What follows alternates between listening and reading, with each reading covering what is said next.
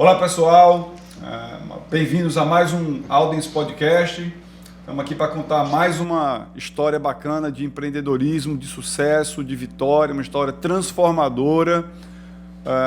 Vocês vão achar muito legal, vão achar muito bacana. Eu e Fernando Paiva, meu sócio. Fala, gente, obrigado mais uma vez, sejam bem-vindos e agradecer ao nosso ilustre convidado, Arnaldo Xavier. Arnaldo, obrigado de novo. Obrigado a todos vocês, obrigado a Fábio, a Fernando, enfim, a gente está aqui para contribuir. Espero que ao final do podcast a gente possa ter contribuído com a vida de cada ouvinte, de cada pessoa que esteja nos acompanhando. Estou à disposição de vocês, vamos falar muito, vamos rir, vamos se emocionar e vamos contar a história legal. É bacana, isso. Bacana. Tenho certeza que a gente vai se emocionar porque a história é muito bonita. Para quem ainda não conhece, não conectou, Arnaldo é o fundador, junto com a esposa dele, posso falar, né? Sim, Marta não gosta muito de aparecer, mas Marta faz parte da história desde antes, né? Sim, então acho que é justo falar Arnaldo e Marta, né? Sim. São os fundadores aí da Rota do Mar, é uma marca que tem uma importância imensa hoje no mercado de moda, né? E a gente vai entender um pouquinho dessa história, como tudo começou, uma história muito bonita, de muita dificuldade, de muita relação. Acho que vai com certeza servir para inspirar muita gente, né? E aí, Arnaldo, eu queria que você começasse contando um pouquinho lá do início, né? Da tua infância, das dificuldades, como é que tudo começou. Para quem não conhece, para quem não sabe, a cidade, acho que é importante também a gente situar um pouco as pessoas, né? Fala um pouco da cidade, o que é a cidade, qual a importância da cidade nesse segmento. A gente está falando do que? 190, 200 quilômetros daqui de Recife? 195 quilômetros do Recife. E a cidade é? Santa Cruz do Capibaribe, né? É uma cidade hoje que ela tem quase 70 anos, é uma cidade bem nova, né? E Santa Cruz hoje é um polo, é a mãe, eu diria que é a mãe de grandes cidades, do polo têxtil do estado de Pernambuco. É uma cidade que vem crescendo muito, se você pegar os números, é uma das cidades que mais cresce no estado de Pernambuco.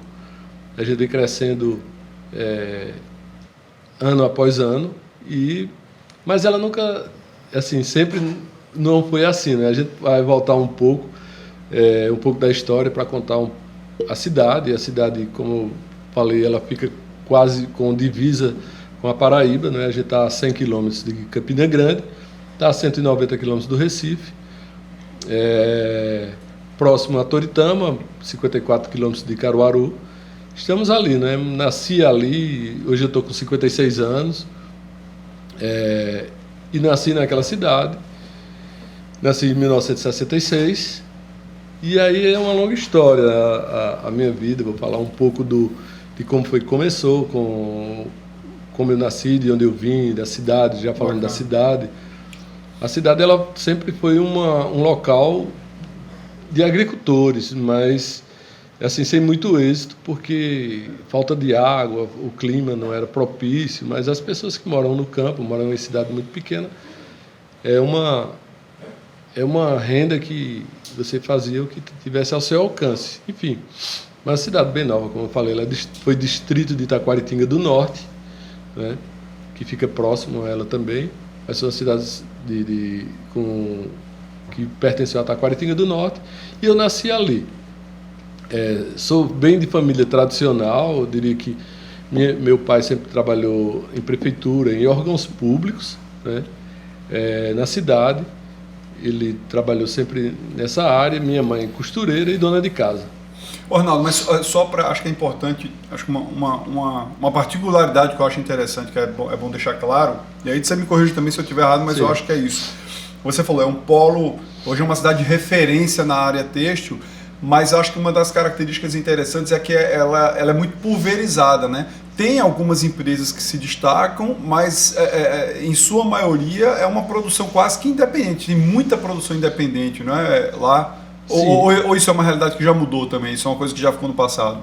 Eu diria que tem, como você bem falou, Fábio, ela tem de tudo. Um dos grandes empecilhos de crescimento dela hoje, eu acho que ela tem monoeconomia. Ou seja, uma economia... Caruaru, ela cresce bem estruturada porque ela tem vários segmentos de economia. Se a economia do ramo têxtil vai mal, a cidade vai mal. Diferentemente de Caruaru, que também é muito forte no ramo têxtil, mas ela tem outras atividades que dá para que ela...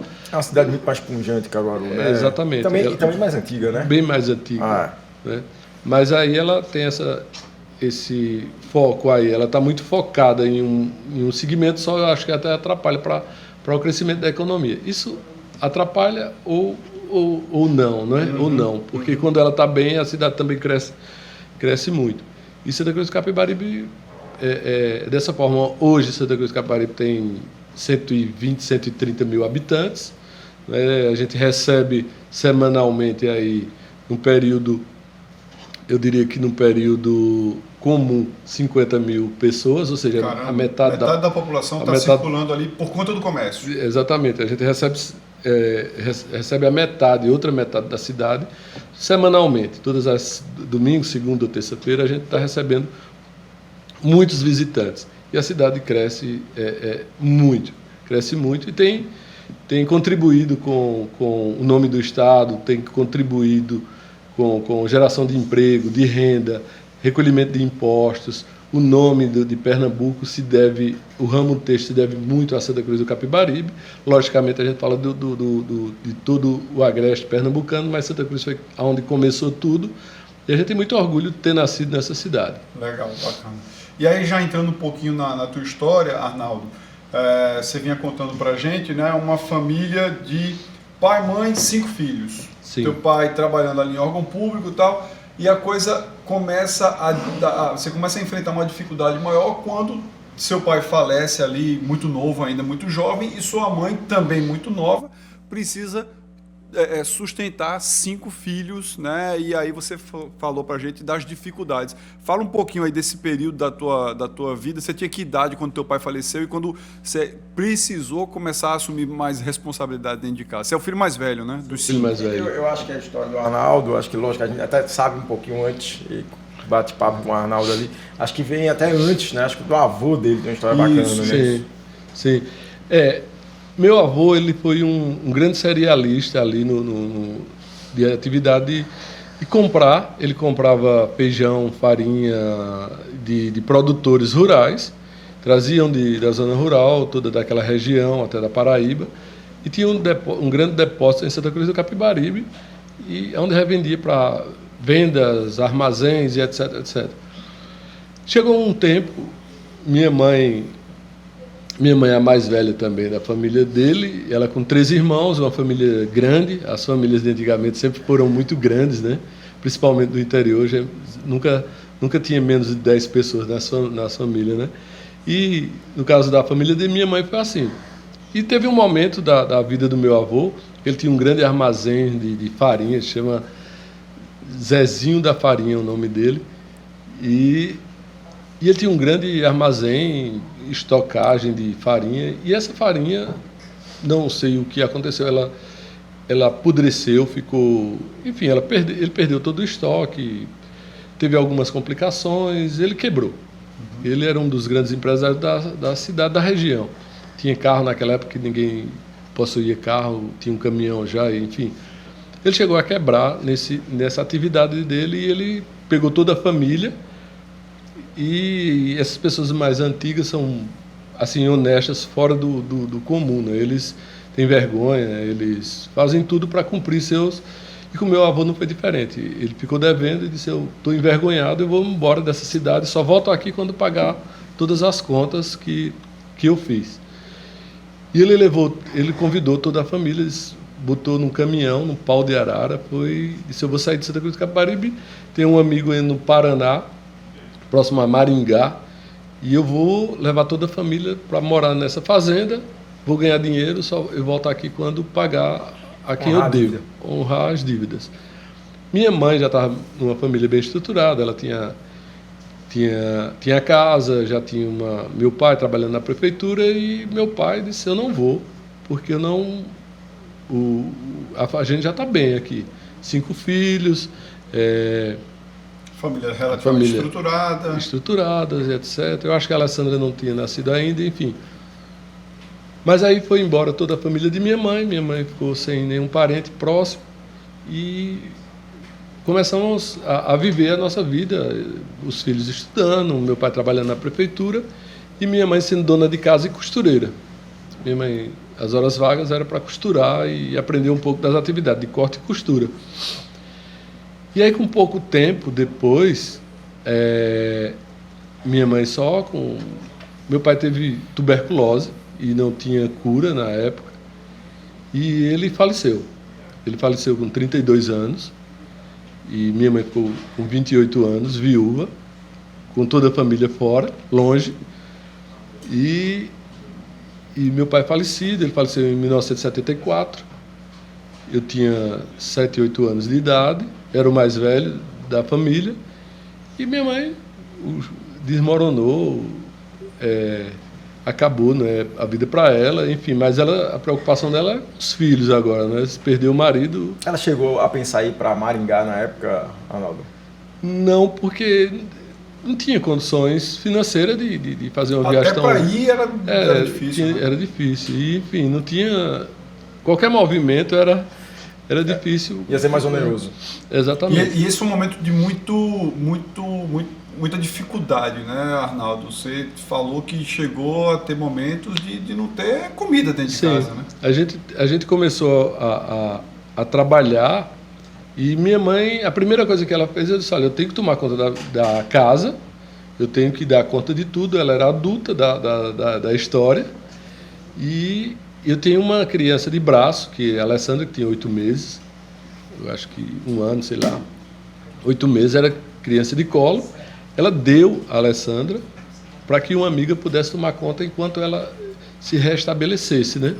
Que ponto chegou, né? Ela deu... Tamanha dificuldade para uma mãe precisar abrir mão, né? Imagina o sofrimento duplo dela, né? Exatamente. Se eu ficar, eu não vou conseguir sustentar, né? E por outro lado, né, abrir mão de um filho Exatamente. Difícil. E aí ela fez isso e Ana, que é a próxima mais nova, Ana Maria, ela deu Ana Maria, ficou morando com minha avó paterna, que é Maria, Dona Maria. Ela ficou morando com Maria e ficou na casa da gente, minha mãe com 28 anos, eu com 8, Agnaldo com 7 e a Aurinha com 4 anos, por aí. Seriam as cabeças da família. As cabeças. 8, 7 e 4 anos. Imagina. E aí a gente começou, minha mãe não tinha emprego, minha mãe não tinha nada, e a gente começou a ter dificuldade para comer. De fato, não tinha comida na nossa casa, a gente tinha toda a dificuldade do mundo. E o pessoal, quanto mais pobre, eu estava falando com vocês, quanto mais pobre, ele é mais solidário ao outro. Ele não pode ver o outro, ele divide, ele não tem o que fazer, ele vai dividir. Tira do dele, né? Ele tira do dele ele se compadece com o outro e começa a ajudar. Isso aconteceu na nossa rua, na nossa vizinhança, que as vizinhas começaram a ver a dificuldade de minha mãe e começaram a ajudar, a alimentar, a fazer alguma coisa, levar um pão, levar uma coisa e tal. E minha mãe recebia esse alimento, mas ela nunca ficava satisfeita porque ela queria ir em busca desse alimento, ela queria trabalhar, ela queria fazer alguma coisa para que pudesse alimentar a gente. Foi nesse período que você teve aqueles episódios de ir para a rua, vender cocada, vender picolé para ajudar? Foi nesse mesmo período? Sim. As vizinhas, uma fazia cocada, chegou certa vez com uma bandeja de cocada e disse, olha, dá para um dos teus filhos vender na rua e tu vai começar a ter algum dinheiro para comprar o que tu quiser, remédio, alguma coisa. E me deram uma bandeja de cocada, eu saí nas ruas de Santa Cruz vendendo a cocada e tal, e vendia, entregava o dinheiro à minha mãe, ia para a escola, sempre fui estudioso também, sempre estudei em escola pública. E aí a outra vizinha cedia a geladeira para que a gente pudesse fazer dudu, e fazia o dudu. Eu lembro que a gente abria as bolsas, botava aquele suco ali, amarrava e molinho, deixava na geladeira da vizinha, e a gente botava numa caixa de isopor. Ia vender. Rua. Isso aí surgiu várias coisas. A gente teve outra vizinha que deu 2 porcos para minha mãe, e a gente teve que criar um chiqueiro de porcos na casa. E eu lembro muito bem que para criar esses porcos tinha que alimentar os porcos. E para alimentar os porcos você tinha que pegar restos de comida nas vizinhanças. Hoje em dia não mais, mas antigamente, principalmente no interior, você ia juntando esses restos de alimento em um determinado vasilha para que pudesse alimentar porcos. Era bem comum, as pessoas deixavam esse alimento durante 4, 5 dias, imagina isso. Lavagem, né? Lavagem. E aí você doava para que isso era uma forma de solidária, porque Sim. ajudava quem a gente. E minha mãe ganhou esses 2 porcos, a gente bater nas portas com um balde grande. Você tem lavagem? Tem, menino, entra aqui. Já tinha as casas para poder engordar o porco para vender. Sim, já tinha os clientes certos, né, para gente nessas casas. E a gente pegava esse vasilhame de lavagem, imagina comida, resto de comida de 5, 6 dias, você botava naquele coisa e pegava em outra casa, imagina o cheiro daquilo ali tudo, e você passava por tudo isso para que pudesse, brigava com meu irmão, que às vezes eu era um pouco mais alto do que ele, botava pouca força, e eu metia a mão na cabeça dele, e a gente brigava, e era aquela coisa toda. Importante lembrar que 7 anos de idade, né? 7, 8 anos era... Incrível. E a gente pegava essas lavagens, botar para os porcos, para alimentar os porcos, para que a gente pudesse, com o tempo, 1 ano, 2 anos, sei lá, esse porco tivesse grande, a gente pudesse ter o dinheiro e pudesse comprar o que era necessário para a gente. E aí teve carroças de mão para ir para a feira, pegar donas de casa para fazer a feira. Ela fazia a feira, a gente acompanhava ela. Você teve que se virar de todo jeito. De todo jeito, fazia a comida, ela fazia a feira. Eu lembro até uma coisa engraçada que nessas feiras, eu fazia as feiras e ela dizia, olha, bora menino, vem aqui, me acompanha. E dava, digamos que no dia de hoje, R$5, R$4, para acompanhar ela fazer toda a feira e até levar na casa dela, tirar esse coisa, e ela dava R$5. Só que teve uma segunda-feira, que é a feira da cidade de Santa Cruz do Capibaribe, na segunda, ela seguiu e eu estava com uma fome danada e vi umas bananas. A banana na comida de na carroça, né? Eu digo, rapaz, eu vou deixar essa mulher mais um pouco à frente. Quando ela estiver um pouco mais à frente, eu vou comer uma banana dela. Mas é interessante, o caráter, a índole, você já nasce com feito. A índole é feito, porque isso me preocupou. Eu deixei a mulher ir à frente, deixei ela ir um pouco mais à frente, para que eu pudesse tirar uma banana que não era minha, para comer a banana, e eu não achei que era certo. Aquilo ficou remoendo na minha cabeça. Eu fiz uma coisa que era melhor ter pedido, mas se eu dissesse que estava com fome e eu ter vergonha. E quando eu comi a banana, eu disse, eu vou jogar essa casca onde? Se eu deixar dentro da vê a cabeça o que vai acontecendo com sua cabeça, né? E eu digo, se eu deixar aqui dentro, ela vai perceber que eu comi a banana dela e ela vai brigar comigo, porque eu disse que eu vou enterrar aqui alguma coisa. Ou seja, isso foi uma preocupação minha que, nesse momento de levar essa feira dessa senhora, que eu trago até hoje, uma coisa que foi martelando na minha cabeça. Bacana. Isso é uma coisa de índole que preocupa, que quando você faz alguma coisa que não deve, você poderia pedir, mas enfim, isso levou para a minha vida. É interessante que isso que a gente conta desde o início vai levando você para a formação de um cidadão, a formação de caráter, a formação de pessoas, né? Pode ser nas pequenas coisas, mas existe alguma coisa que realmente marca você e forma um cidadão. Os princípios, a ética nascem aí, né? Sim. E aí a gente continuou fazendo essas atividades e a gente tinha dificuldade realmente de comer em casa, de sofrer. E dos 8 aos 10, 11 anos, a gente nesse sofrimento teve esse comentário na cidade. Poxa, aquela mulher ficou viúva com 28 anos, deu as 2 filhas para criar, tem 3 aí, eles passam fome, tá 3 anos que o marido morreu, não sei o que lá. Essa informação chega no maior empresário da cidade, seu Noronha Silvestre, um atacadista de retalhos, maior na época, o maior atacadista de retalhos, chega nos ouvidos dele e ele convida minha mãe para que possa falar com ela. E falando com ela, ela contou a história e tal, e disse que estava vivendo dificuldades, mas vai sobreviver, que não sei o quê. Ele disse, olha, eu tenho um retalho aqui, você tem máquinas, eu vou te dar 2 fardos de retalho e você vai começar a confeccionar. Todo mundo aqui na cidade, então, tem muita gente confeccionando, e você vai começar a confeccionar. Mas, seu Noronha, eu não posso, eu tenho que tomar conta dessas crianças, e como é que eu vou fazer negócio, eu vou costurar, eu vou vender? E ele se vira.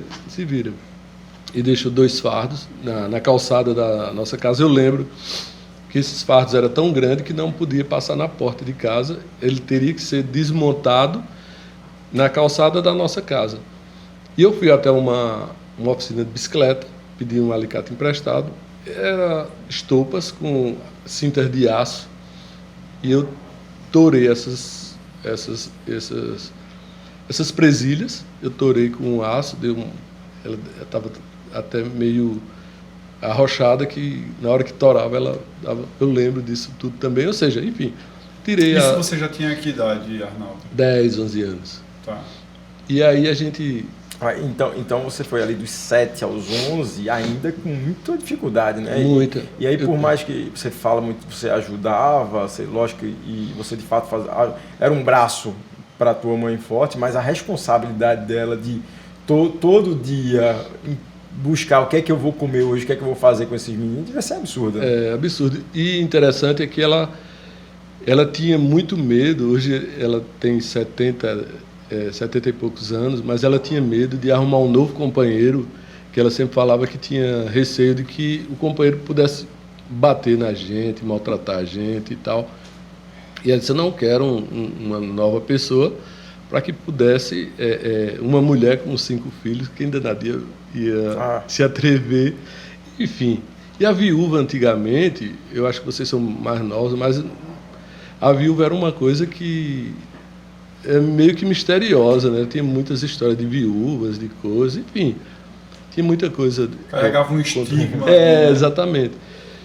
Enfim, ela não casou, e a gente, como Fábio falou, esse período dos 7 aos 11 anos foi o pior período para mim na minha vida, foi esse período, porque realmente a falta de comida, a falta de ausência de pai, vendo a mãe sofrer, as 2 irmãs fora. Precisando trabalhar, né? E a gente estava sobrevivendo realmente, foi 4 anos realmente de dificuldade, de fato. Mas assim, mesmo com essa dificuldade, a gente estava ajudando, trabalhando em casa, a gente estava estudando, tinha um período de estudar, tinha um período de estudar na escola e estudava em casa, quando chegava a fazer as tarefas de casa e tudo, e ainda trabalhar e ter que brincar também, porque você jogava futebol nas calçadas, brincava alguma coisa, era muita atividade ao mesmo tempo, ou seja, mas foi um período, eu diria que o pior período da minha vida foi esse, porque a gente teve muita complexidade na vida, eu diria. Enfim, e aí esse senhor, esse empresário, ele é o cara que comandava a cidade. E que vem para mudar a história de vocês, né, Arnaldo? Assim, ele muda a história da família completamente. Né? É verdade. Esse Noronha Silvestre, que a gente, por mais que fale, a gratidão não é uma coisa que você paga, é um sentimento para o resto da vida. O que eu fizer, eu não tem como apagar, né? Gratidão é uma coisa assim que realmente é forte. E aí a gente colocou esses retalhos para dentro da sala da casa da minha mãe, e chegando, eu lembro que a gente jogou todo esse retalho, a gente pulava, brincava, porque ficava quase batendo a mão no teto e pulava, e minha mãe brigava com a gente, vamos arrumar essa bagunça e não sei o que lá, a gente tem que arrumar isso aqui. E aí minha mãe orientava a gente, eles vão pegar todo o tecido branco e vão separar para ali. Separa, passa a mão, amarra, depois que estiver arrumadinho, amarra e deixa ali. Eles vão pegar todo o tecido vermelho, vão fazer a mesma coisa, ela ensinou. O tecido de bolinha, bota aqui, amarra numa ponta, amarra na outra. Depois estava tudo organizado, depois de algum tempo estava tudo muito organizado lá, e acabou a história, ela ia cortar e começou a entregar para as vizinhas, que tinha máquina também, encontravam uma modelagem de saias. Santa Cruz nessa época já era um polo de confecção? Sim, já era bem pequeno, mas assim, já era um polo como seu Noronha Silvestre já tinha uma grande loja, ele já fornecia retalhos para outras pessoas também. Tinha ali, eu diria que tinha 50 pessoas por aí trabalhando na cidade, trabalhando e confeccionando. E aí a gente começou, minha mãe começava a cortar. Interessante é que a mesa de jantar e a mesa de café da manhã e de almoço, ela servia para isso. Depois que desarrumava, ela servia mesa de corte e seria a mesa de corte. Depois que você terminou de cortar, estava próximo do jantar. Imagina minha mãe com 28 anos, ter que fazer a comida, ter que cortar, ter que arrumar a mesa, depois de fazer tudo isso, lavar prato, depois fazer tudo, criar 3 filhos. Imagina a cabeça. Tá louco. Aí você tem, o que a gente estava falando, é uma casca que a vida te dá, que não tem escola, não tem nada, não tem que dê isso, a não ser esses perrengues que você passa na vida, que você vai se saindo. Mas minha mãe tinha tudo isso e ela começava a cortar, entregava para as costureiras, as amigas delas. Elas costurei sem saia. Minha mãe dizia, olha, quando eu vender aqui, eu venho te pagar. E ela arrumou, passava para as vizinhas. Quem vendia? A gente ia vender, né, na feira. A Rua Siqueira Campos, na cidade, era só 50% da rua, era feira de confecção. E vinha muita gente já comprar. E era perto da tua casa? Ficava a 700 metros, 600, 700 metros da minha casa. E você que ia vender, você e seus irmãos? Eu e minha mãe ia vender, a gente ia vender, depois foi Aguinaldo, foi Áurea, foi Ana também, mas a gente começou, minha mãe foi sozinha primeiro, ela acordava muito cedo, de madrugada, ia fazer tudo, depois eu tinha que ir ajudar e tal, isso é alguma coisa, né? Mas assim, e ela vendia, pegava esse dinheiro, pagava a costureira, pagava todo mundo, sobrava o dinheiro, sobrava o que a gente pudesse comer, foi pagando aos poucos a Seu Noronha, ou seja, com o tempo ela pagou a Seu Noronha, começou a empregar as vizinhas, ver a guinada que a vida deu, né? Porque ela começou já Mas eu estou falando, o Seu Noronha foi o responsável por mudar a vida da família de vocês completamente. Sem dúvida. Completamente. Sem dúvida, né? Uma família que estava passando fome, Sim. não era nem necessário, passando fome, passa a ser uma família empreendedora, né? Bota dinheiro dentro de casa, resolve o problema da fome, da comida, ainda começa a empregar outras pessoas. É muito legal. Sem isso, dúvida. Né?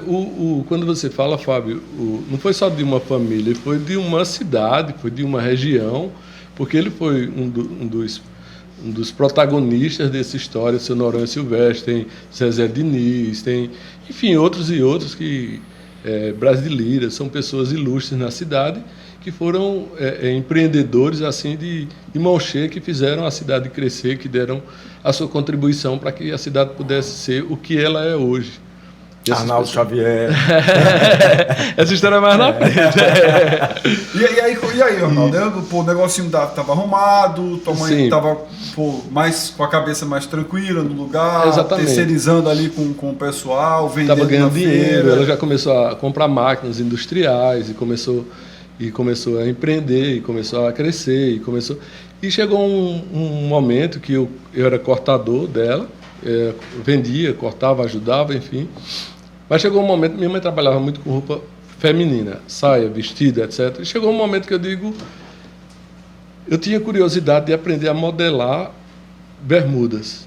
E aí eu cortei para meu avô, cortei para minha mãe e tal. Tem um calozinho aqui, gente, nesse dedo aqui, que é o calo da tesoura. Por mais que a tesoura, antigamente, a gente botava algumas coisas que pudesse proteger do ferro, porque a gente botava muita força, né? E enrolava isso aqui com alguma esponjazinha, alguma coisa, porque ele feria realmente a mão, né? E aí comigo esse calo está até hoje. E eu começava a cortar e chegou um momento que eu disse, minha mãe, eu quero fazer uma roupa para mim, eu quero fazer roupa masculina, eu quero fazer uma roupa para que eu possa usar. Eu tinha 14 anos, 13, 14 anos.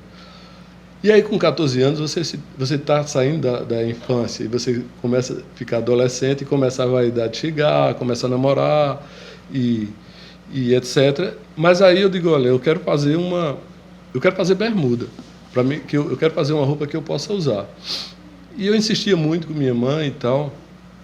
E aí chegou certa vez ela com 30 quilos de tecido, que ela achou que que era para bermuda. Ele disse, esse tecido aqui é teu, tu vai me pagar depois e tu faz o que tu quiser. Tu já sabe modelar, já sabe fazer as coisas aí, já tem moldes. E ela me deu tudo, esse tecido aí, para me pagar depois. E eu modelei algumas bermudas, mandei fazer, botei o elástico e tal, e usei a bermuda e cheguei na galera, assim, né, na turma. Isso aí, gente, essa bermuda aqui, eu fiz essa bermuda aqui, o que é que vocês acham? A turma, porra nenhuma, tu só fazer nada. Porra nenhuma, tu só fazer porra nenhuma, isso aqui foi tudo nada. Mas é interessante que a vida, quando a gente empreende ou a gente faz alguma coisa legal, a gente sempre é desacreditado dos que estão mais próximos, né? Fala, Arnaldo, onde é que tu comprou essa bermuda? Fala aí. E as pessoas que estão muito mais próximas, elas às vezes duvidam da sua capacidade. Isso é muito comum. Hoje, alguém que está empreendendo, fazendo alguma coisa legal, ou cantando, ou jogando futebol, fazendo alguma coisa, as pessoas, pô, tu não consegue. É bem comum, eu não sei de onde vem isso, mas as pessoas que estão muito próximas sempre é difícil ter alguém, pô, vai nessa, tu é capaz. Para criticar, vem um monte, para incentivar. Exatamente. E aí aconteceu comigo. Não, pô, fui eu que fiz mesmo. Não foi nada, pô, dava as costas. Não, mas eu quero saber se está bonito ou não. Se vocês acham que não foi eu, só quero saber. Esquece se foi eu ou não. Pô, tá legal. Eu sei que não foi tu não, mas tá legal. A bermuda estava muito massa e tal. E interessante ver, isso eu tinha 14 anos, mas eu começava a perguntar. Isso era uma pesquisa, era uma forma de pesquisar o seu produto, o seu trabalho. Era importante você ouvir as pessoas. E a gente começava a ouvir desde esse tempo aí. Eu vou perguntar aos meus amigos, porque eu poderia fazer e deixar para lá, enfim. Mas era uma forma de pesquisa. E a turma sinalizava que sim, que estava legal. E aí comecei a produzir bermudas. E aí chegou um certo tempo que parte da banca, digamos que a bancada do nosso podcast aqui pegava 30% da bancada e colocava minhas bermudas e o restante era da minha mãe. Na feira? Na feira. E aí começava a vender. Eu pegava o cliente quando vinha comprar a peça de minha mãe, eu oferecia a bermuda e isso, naturalmente, a gente ia vendendo também. E eu comecei a empreender, comecei a fazer as minhas próprias roupas e começava a vender. E indo numa dessas feiras, eu falei para minha mãe, olha, a gente morava a 700 metros da feira. Eu disse, minha mãe, logo essa feira vai chegar na nossa casa. A gente tem que abrir uma porta aqui na frente da casa, vamos deixar o corredor para a entrada da residência, onde a nossa residência, e transformar a casa numa lojinha. Uma lojinha. Ainda era a primeira casa que vocês moravam lá com o teu pai ainda? Sim. Essa casa a gente ia transformar a sala dela numa lojinha de 3x3, de 4x4, por aí. Era uma lojinha muito pequena, mas a gente botou umas coisas redondas lá de artesanato, botou uma prateleira de ferro e um biru. Isso era a loja. E eu insistia muito para que minha mãe abrisse. Eu disse, você está louco? Isso aqui nunca vai chegar aqui, porque essa feira não vai chegar. Eu disse, observe os carros, que eles estão, cada mês eles estão chegando mais próximo. E ela resistia a isso. Eu disse, não, está chegando, veja os carros, ela logo vai chegar. E ela, não. Os carros das pessoas que iam para a feira comprar. Que ia para a feira. Né? A feira crescendo e os carros já sendo mais perto da sua e eles estavam, e eu observava, ou seja, empreendedor, fique atento aos pequenos detalhes, porque eles vão sinalizando coisas que vai deixar você... Isso é uma baita lição, isso. Né? Sim, sem dúvida. E aí a gente começava a observar e teve um momento que ela cedeu e a gente quebrou, fez a porta, botou uma porta de esteira numa pequena lojinha lá e a gente começou a estruturar essa lojinha. Quando a gente abriu a loja, eu lembro que o primeiro carro que estacionou na frente, o cara dava 2 passos, estava dentro da loja. E aí essa lojinha, ela virou, durante, eu acho que de 10 a 15 anos, o melhor ponto da cidade. O melhor local porque logo em seguida também foi feito um hotel, com o nome de Santa Rita. Era um dormitório, não tinha hotel na cidade, mas um empresário, Lorinaldo Souza, ele fez um dormitório que se chamava Santa Mônica, se eu não me engano, o nome do hotel, e que era quase vizinho, era 2 casas, e esse hotel, todo o comprador, ele ficava dormindo nesse dormitório, e ele comprava e estocava no quarto os produtos, ou seja, em 15 anos a gente passou sendo o principal ponto, essa loja, o principal ponto da cidade. E isso é para o comprador que sai do estado de Pernambuco e fora, sim, que pega um ônibus e vai lá para Santa Cruz fazer compra.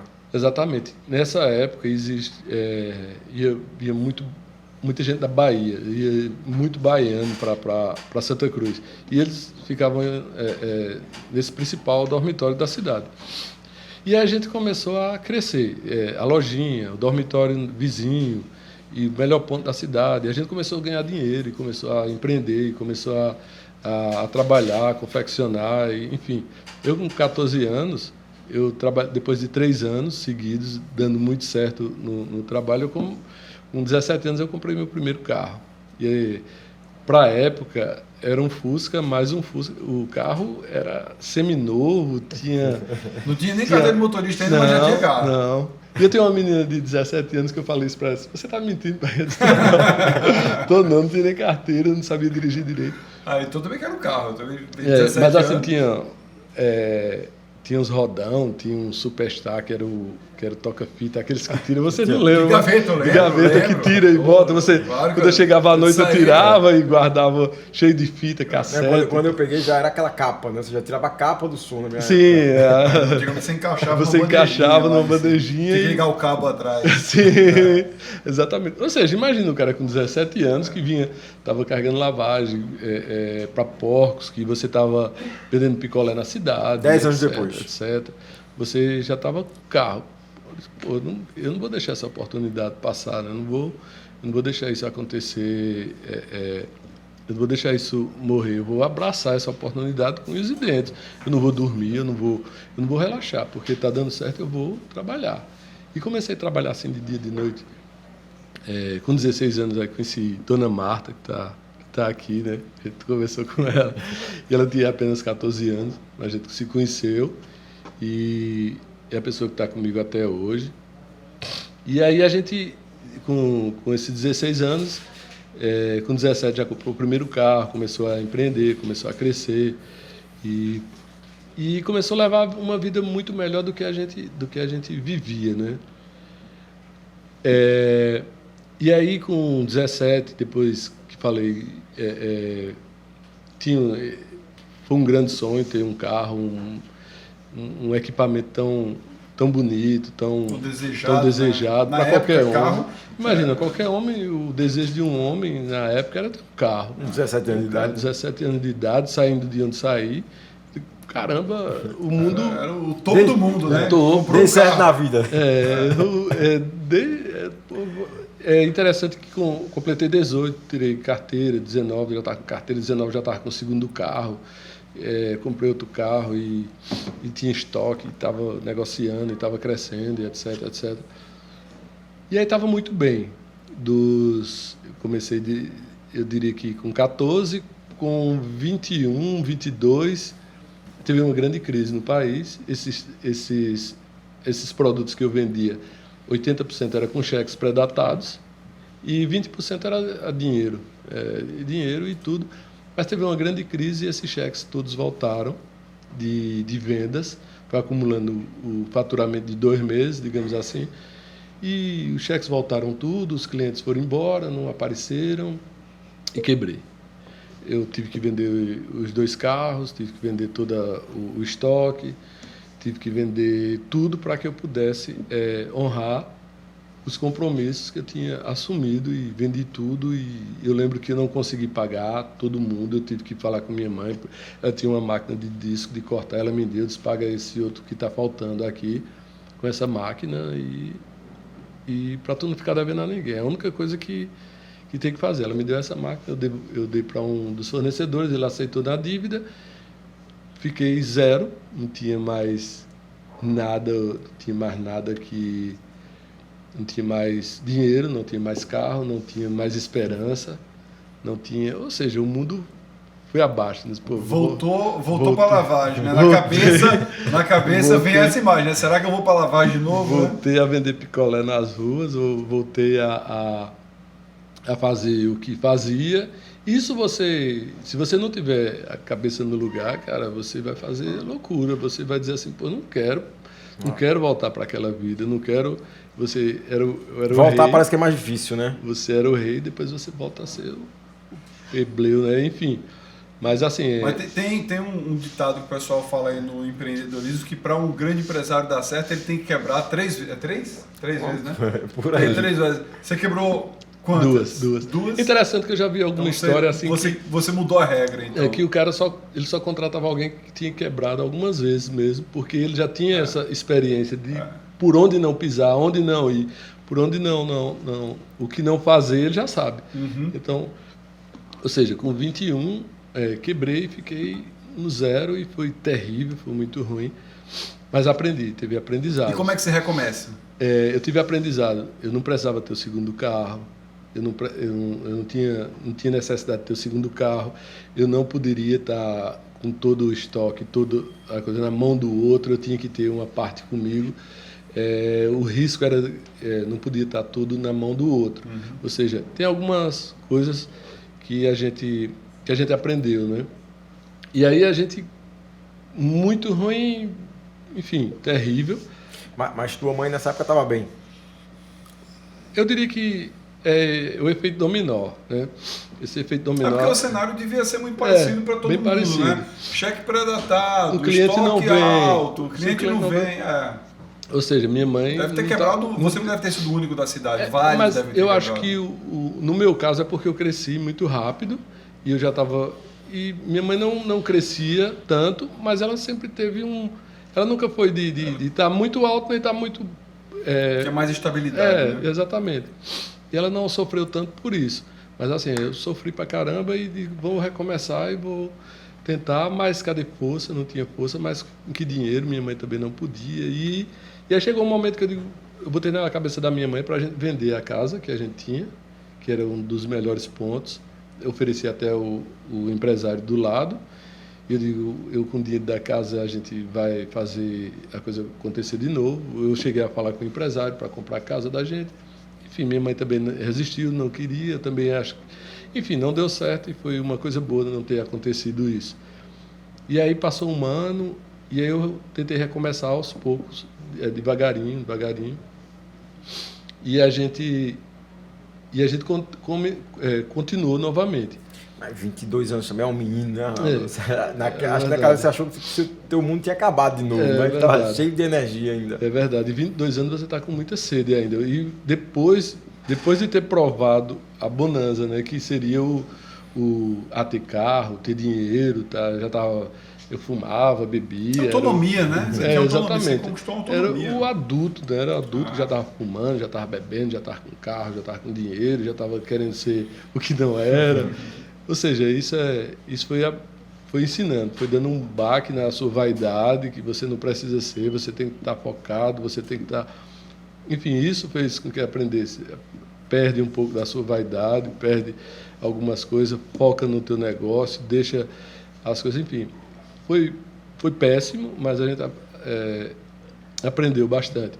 E a gente recomeçou com 23, 24 e começou a crescer novamente. Com 25 já estava com carro zero, comecei a comprar carro de novo e comecei a vida. A gente, com Marta, a gente já começou a planejar a vida da gente, que a gente comprou um terreno e vamos construir nossa casa, vamos construir um negócio de Marta, e a gente estava sempre junto, fazendo tudo isso acontecer. E teve nova crise. Eu também tirava muito dinheiro do negócio para investir em outro, que era a construção da nossa casa. Eu tirava o foco do negócio para que pudesse, e quebrei novamente. Tirando o foco do negócio, tirando as reservas para que pudesse colocar em outra coisa. Eu diria que... Primeiro você quebrou por causa de uma crise, depois você quebrou porque administrou mal o dinheiro. Administrei mal. Eu tirei os recursos do negócio para empreender em outro, para colocar em outro, que não precisava ter uma casa da forma que a gente tinha. Eu acho que a gente estava estava já morando junto, estava bem, mas eu queria uma... Eu acho que um dos grandes problemas meu é querer a coisa muito grande, sabe? Isso você tem que... Eu diria que tem hora que você tem que entender qual a necessidade do seu público, a sua necessidade, para que você possa entender. Às vezes não é tão necessário você ter uma casa tão boa, uma loja tão grande, uma fábrica tão gigante. O importante é que você possa entender o que você precisa, o que o seu cliente precisa para você. Ou seja, tudo isso fez com que eu pudesse quebrar novamente. Vendi carro, vendi estoque. Aí você teve o seu segundo MBA. Foi. É verdade. Sem dúvida, Fernando. E aí a gente quebrou e disse, não aguento mais, recomeçar, ter que recomeçar e tudo. Mas assim, as quedas eram fortes, mas também para reerguer, quando estava dando certo, era muito rápido para se reerguer novamente. Isso aí com 27 anos aí casei e aí comecei a botar a cabeça, eu diria, a cabeça no lugar, tá mais focado, sabe? Eu acho que foi uma das coisas boas que eu fiz com 27 anos. Mesmo já estava num momento bom. Marta sabe, a gente não estava num momento bom financeiro, mas minha sogra com o Marcelo, meu cunhado, tinha uma casa deles, e diz, olha, vocês moram nessa casa, não precisa pagar aluguel, e etc, etc, etc. E eu digo, eu vou casar. E casamos. Aí não quebrou mais, né? Não, aí depois... O que estava faltando era isso, para parar de quebrar era casar. É porque Marta está ali, mas eu não posso contar as coisas. Eu tenho umas historinhas que dizem assim, você casa, passa preso com 10 anos, você fica livre. É uma piada sem graça.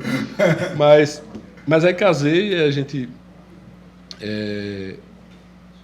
E aí eu comecei a focar muito na família. Tivemos a primeira filha, depois de 3 anos de casado, nasceu Beatriz. A gente estava muito focado na igreja, eu estava muito focado, era trabalho, igreja e família, trabalho, igreja e família. Foi mais de uma década muito focado, não tinha...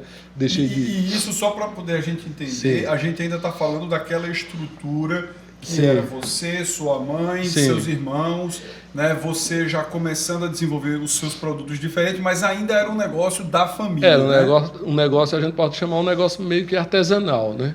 E da família, envolvendo a sua mãe e seus irmãos. Sim. Ainda não era voo solo seu. Não, era... Mesmo que a gente estivesse junto, mas cada um tinha a sua confecção. Tá. O que eu produzia era meu, o que Aguinaldo produzia era dele, o que a Áurea produzia era dele, mamãe produzia, enfim. Uhum. O que todo mundo produzia era separadamente, mas era comercializado no mesmo local. Certo. Isso era comercializado tudo no mesmo local.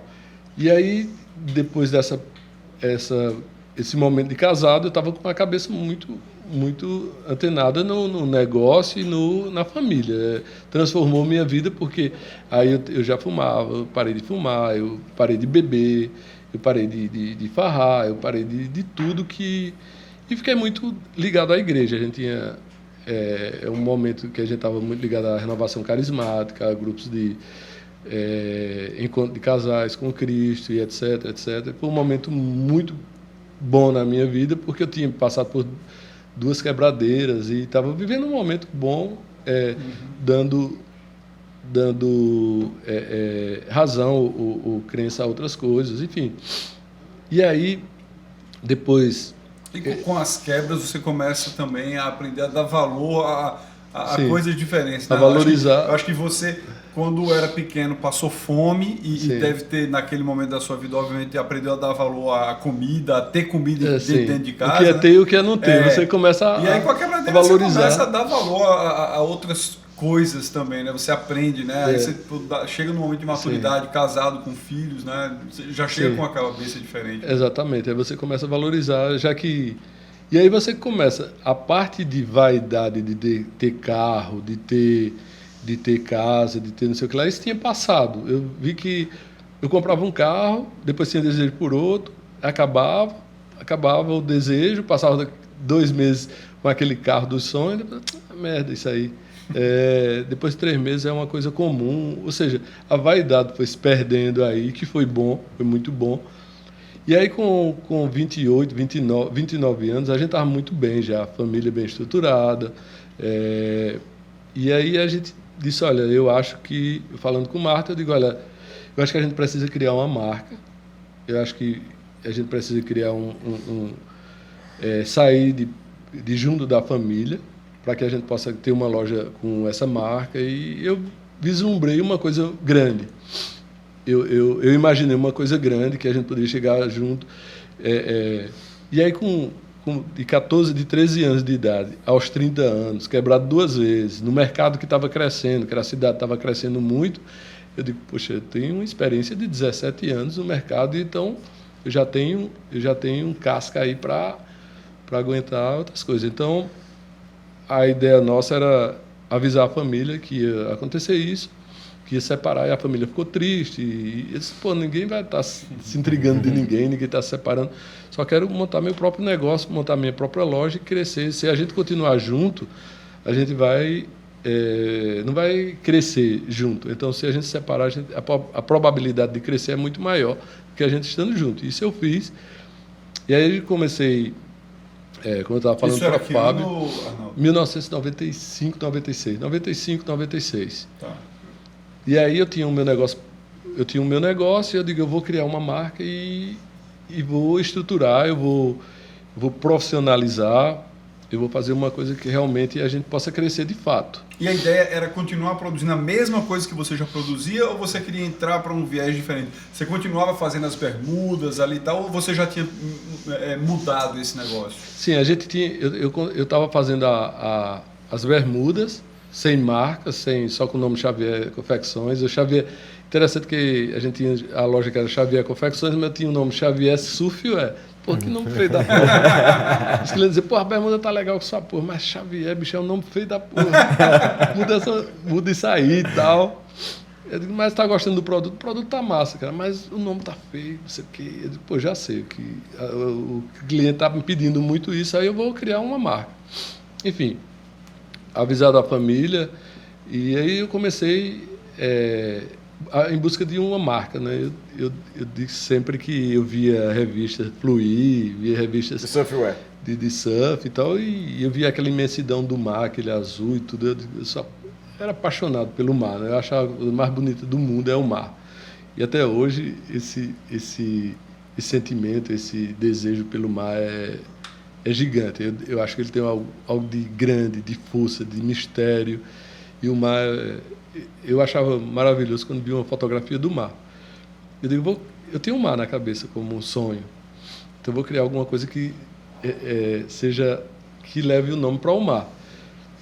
E eu comecei a ler revistas de surf e alguma delas tem essa revista até hoje, que eu vi uma marca com o nome Grota Funda.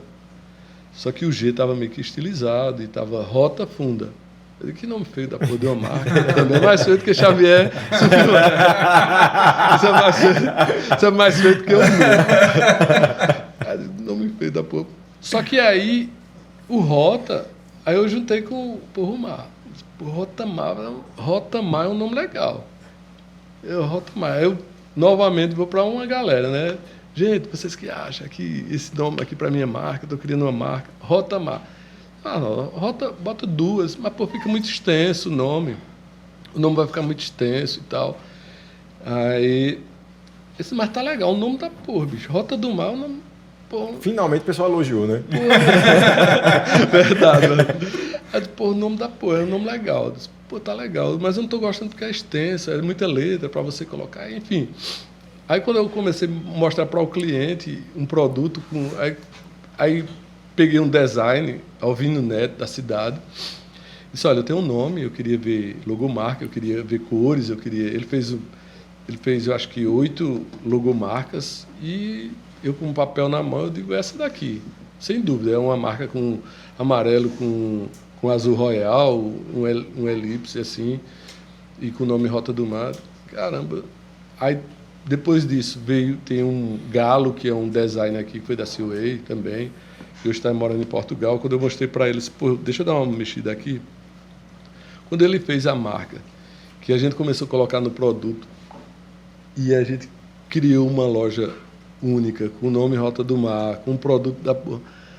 Aí eu comecei, realmente, em 1996, criei a marca, registrei, peguei os melhores, voltando só um pouquinho mais. Como formado a marca, eu criei minha equipe. Vamos criar a equipe. E eu disse, eu quero uma equipe, eu vou fazer uma equipe legal. Eu quero o melhor lateral direito, eu quero o melhor atacante, eu quero o Arrascaeta no meu meio campo. Eu quero... E você já conhecia todo mundo da cidade? Sim, você já sabia quem era quem, né? E nessa época eu tinha fechado uma grande fábrica na cidade, que era a Joped, e tinha muito costureiro, muito cortador solto. Então, nessa época você tinha o teu negócio ainda funcionando lá com os funcionando, sim. E aí você, em paralelo, começou a recrutar o time para montar o teu projeto. Exatamente. Eu disse, olha, isso aqui vai continuar, que isso aqui é o ganha-pão, vamos dizer assim, que é o que está dando certo, mas eu quero, em paralelo, encontrando essa profissionalização. Eu vou criar... registrar o CNPJ, eu vou registrar esse pessoal, vou fazer isso aqui funcionar. E aí comecei a recrutar, a trazer pessoas. Eu perguntava, ó, eu já sei que tu aqui é muito bom, eu quero que tu me indique quem era o melhor cortador da fábrica, o que tu conhece. Disse, tem um cara ali, é esse aqui. Eu disse, vou atrás dele. Eu só sossego quando eu trouxer ele. Ou seja, a gente começou a trazer pessoas para fazer um time legal. E eu reuni, depois de muito trabalho, de recrutamento, a gente conseguiu juntar essas 10 pessoas aqui.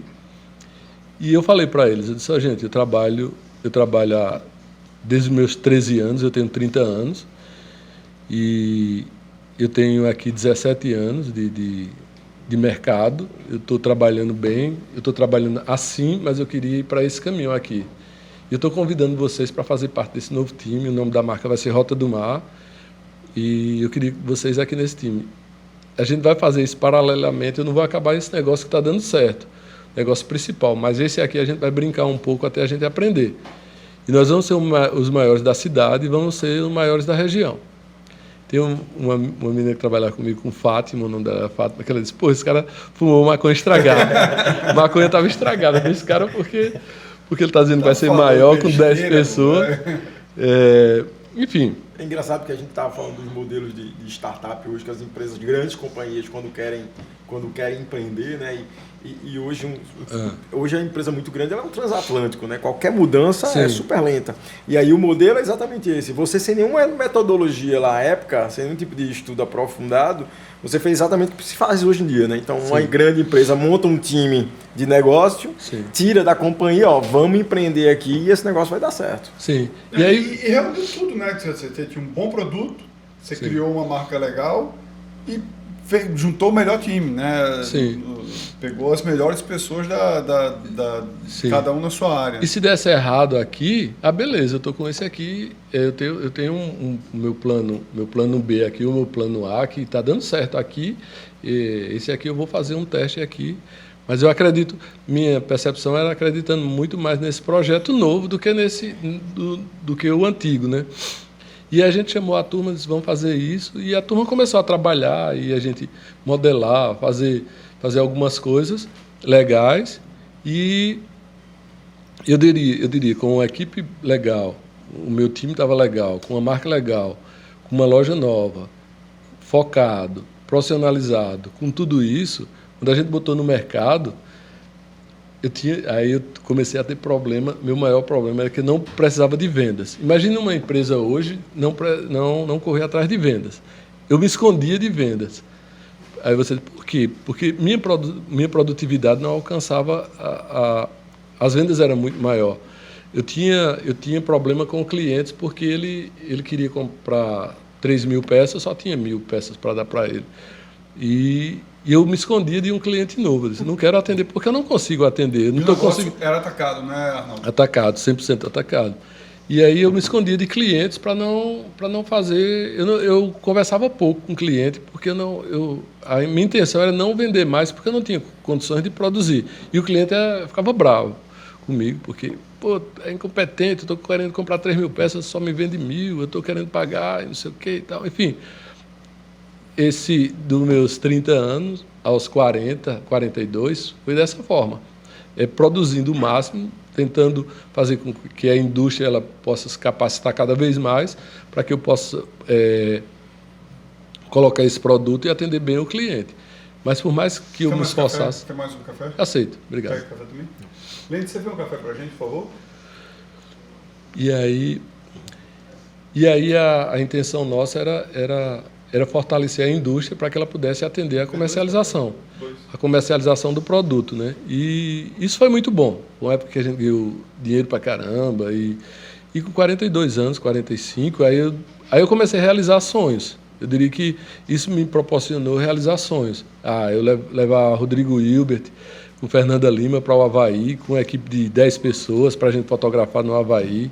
Pô, sair no Havaí, pô.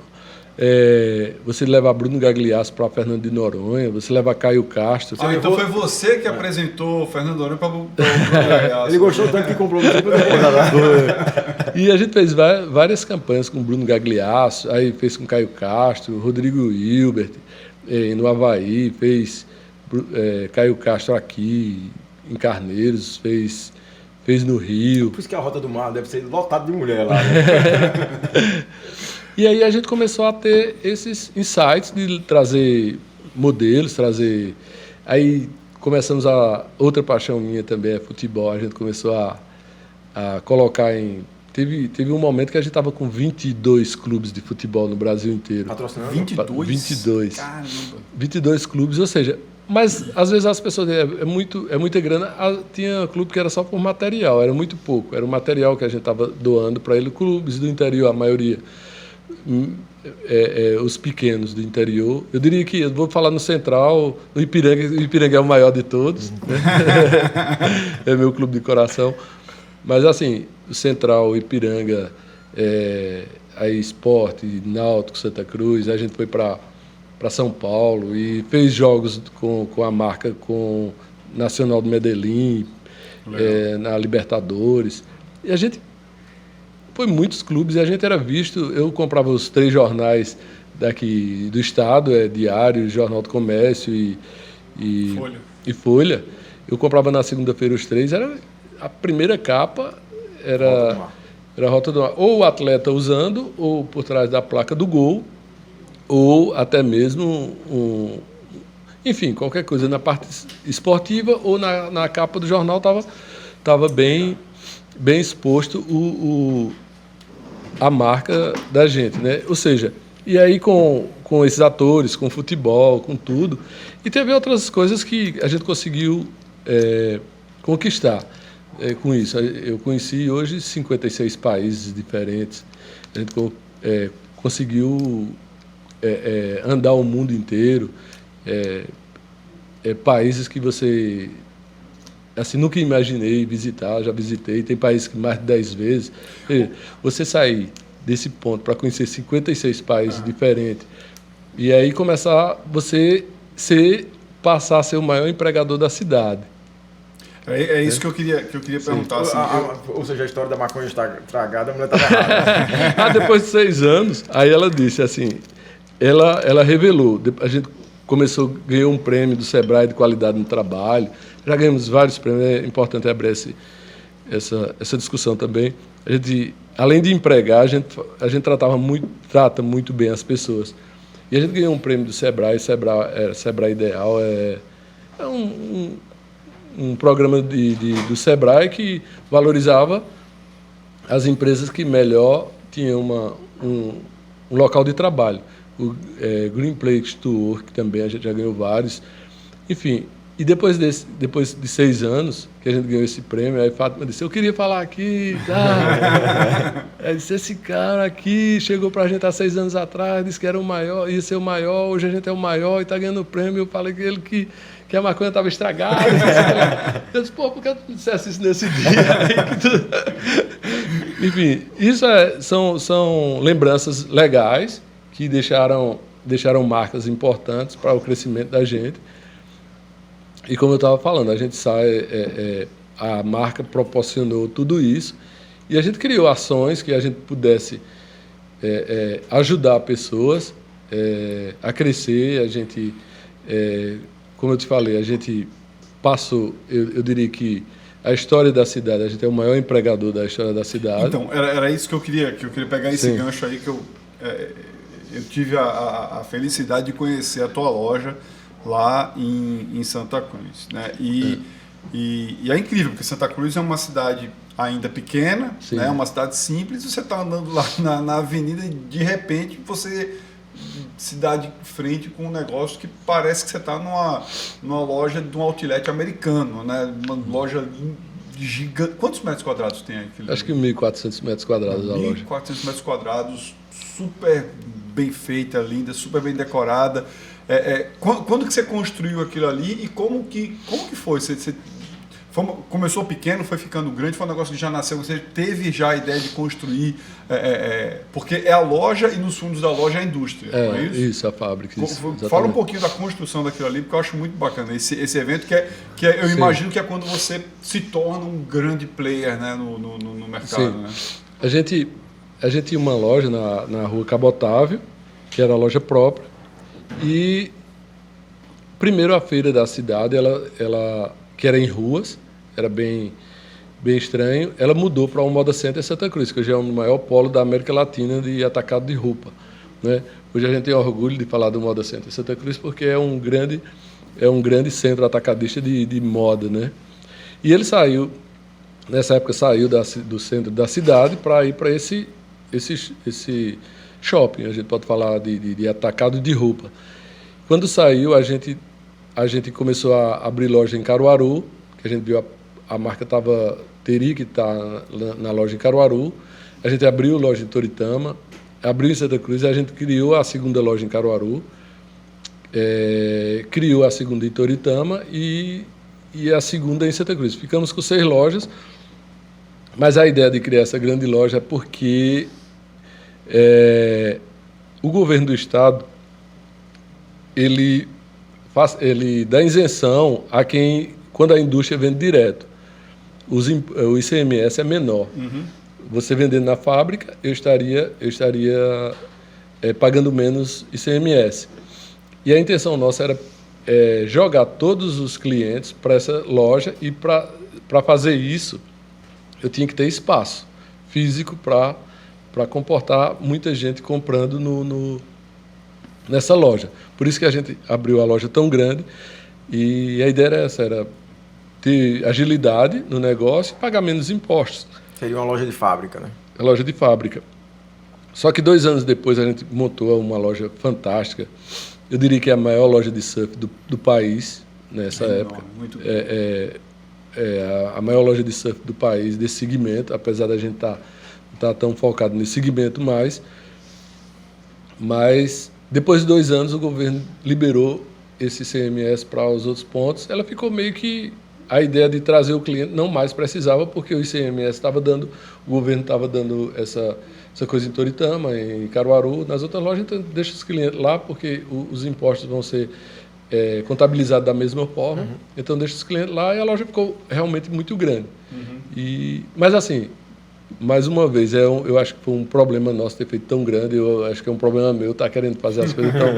Às vezes eu tenho que ser controlado, tenho que puxar minha orelha mesmo, porque eu não consigo fazer nada pequeno, eu sempre quero fazer coisas maiores, às vezes não é necessário, às vezes é dispendioso e isso tudo.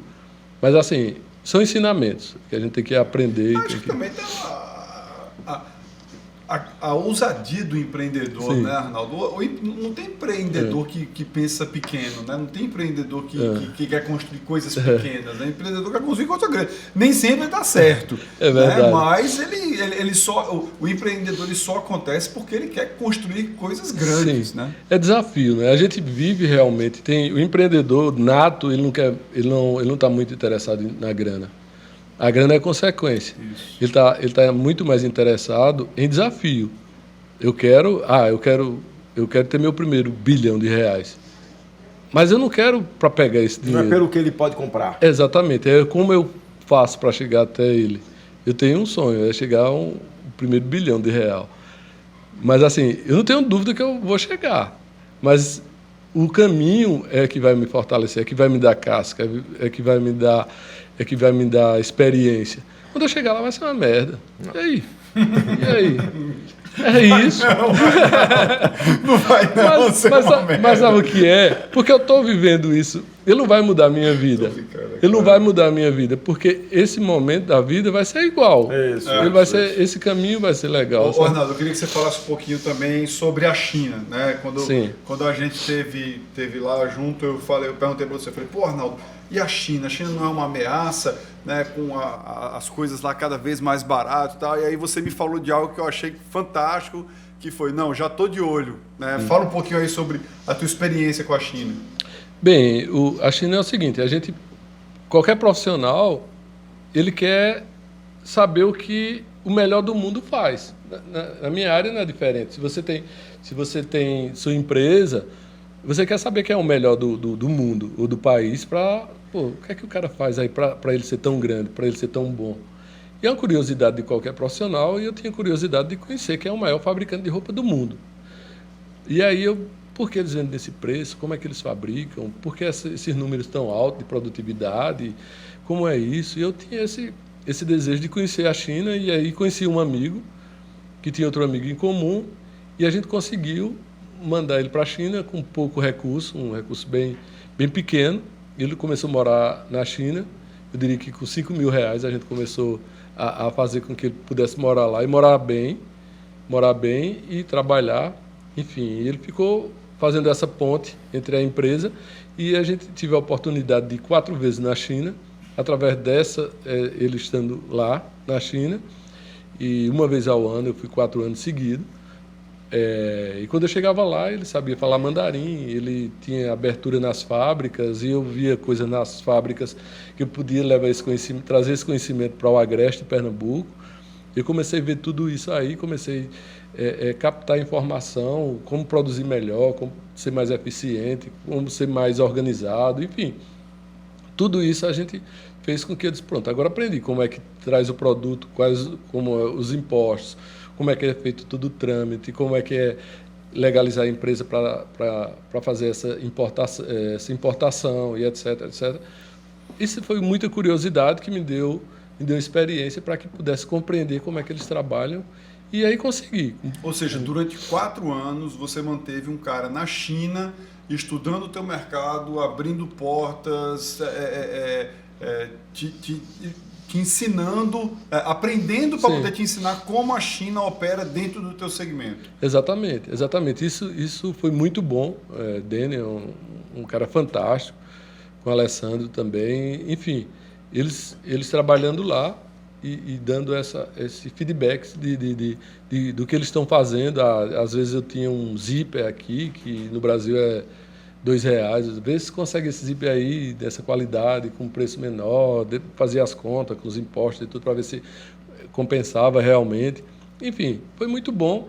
Fui 4 feiras em Cantão, fui Shenzhen, capital, enfim, andei a China pra caramba, andei em fábricas diversas e aprendi muita coisa com a China. A China tem muita coisa a ensinar, e foi muito bom. Legal. O Arnaldo, e hoje a Rota do Mar está onde? Você hoje sabe, todo o teu produto é fabricado em Santa Cruz, e você atende o Brasil inteiro? Sim, hoje a gente está com 4 marcas. A gente já tem um grupo hoje, que é Grupo Rota do Mar, que a gente não tem só a Rota do Mar, outras marcas. A gente tem a House, que é uma marca voltada 100% para o público de esportes, crossfit, caminhada, corrida. É uma marca realmente bem legal. Ela tem pouco tempo no mercado, ela tem apenas 4 meses, 5 meses. É uma marca bem nova, tem a Billboard, que é para outro público, é outra pegada, é outro nicho. Tem a MIT, que é também outra classe social, é outra região do país, e a Rota do Mar. Ou seja, hoje a gente está com essas 4 marcas, hoje a gente está com 450 pessoas trabalhando, envolvidas, produzindo em torno de 160 mil peças mês. Hoje a gente tem a fábrica principal, que é a sede de Santa Cruz de Capibaribe, mas tem 2 fábricas no Brejo da Madre de Deus, tem uma fábrica em Santa Maria do Cambucá, tem uma fábrica em Caruaru, pequenas essas também, e mais 2 em Santa Cruz de Capibaribe. Você tem um movimento clássico do nordestino como um todo de ir para São Paulo, né? Acho que a gente vive muito na operação da Bahia e é muito comum o empresariado da Bahia, em algum momento montou seu corporativo lá em São Paulo e se afastou do estado. Sim.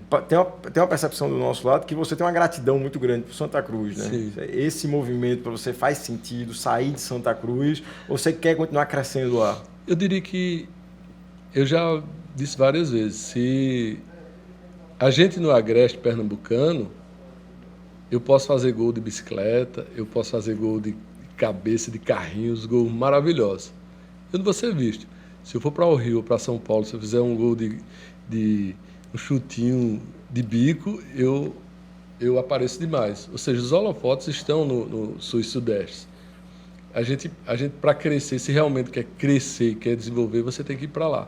Eu diria que profissional, vamos falar de quem canta, quem faz alguma coisa, quem é ator, vai embora para Rio e para São Paulo. Infelizmente, assim, a gente tem que valorizar mais o nosso produto, tem que valorizar mais a nossa marca, tem que valorizar mais as pessoas que estão nesse Nordeste. E eu ia ser só mais um grande.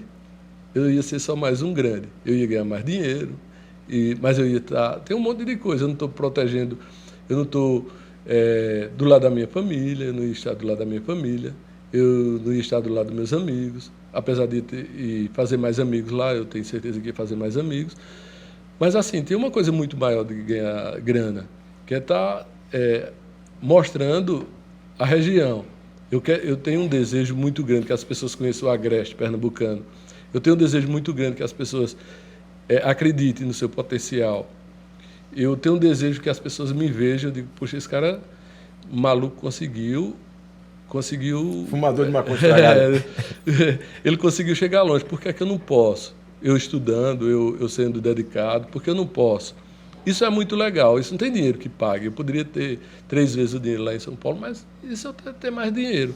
Aqui eu estou protegendo, eu estou aqui falando com vocês, mas eu estou falando do Polo do Agreste, que é maravilhoso, que está empregando muita gente, que está deixando muita gente de bem e tal. As pessoas estão estudando, as pessoas estão desenvolvendo suas marcas, as pessoas estão crescendo. Resumindo isso tudo numa palavra muito usada hoje, tem um propósito muito grande. Sim, né, por muito trás maior disso, do que né? isso. O propósito é muito grande. Sim.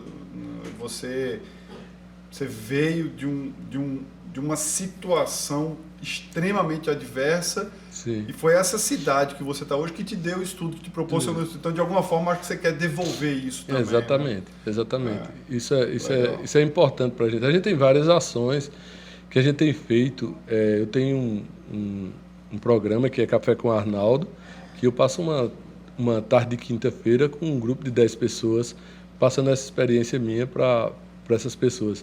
Eu já fiz 2 grupos, ou seja, são 4 quintas-feiras, eu convido de 8 a 10 pequenos, e eu passo uma tarde, de 2 da tarde às 7 da noite, 5 horas, falando com ele de minha vida, ele falando das suas dores.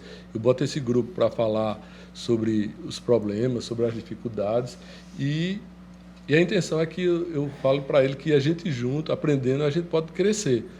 E depois desse grupo, esse grupo se desfaz, eu digo para eles, continue se reunindo, não deixa a peteca cair aí, continua se reunindo. Formei outro grupo e a mesma coisa, contando história, passando os caminhos, como foi árduo, esse aqui foi mais fácil, a tua dor eu saí dela assim, aconteceu comigo, mas eu saí assim, o caminho é esse, vai nessa, e etc. Disso a gente fez 2 grupos já, eu vou continuar depois com esse Café com Arnaldo, é bem interessante. Interessante que eu participei de uma reunião a outra semana que veio desse grupo. Um dos integrantes, ele achou tão legal que ele convidou pequenos, aí ele fez um grupo grande, de 20, 25 pessoas, estão reunindo uma vez ao mês na fábrica dele para falar das dores, falar das oportunidades, fez o grupo de WhatsApp para tem um cliente aqui que está vendendo isso aqui num preço legal, é um bom fornecedor, esse aqui é ruim, esse é bom, vai nessa aqui, pode confiar nesse aqui porque é bom.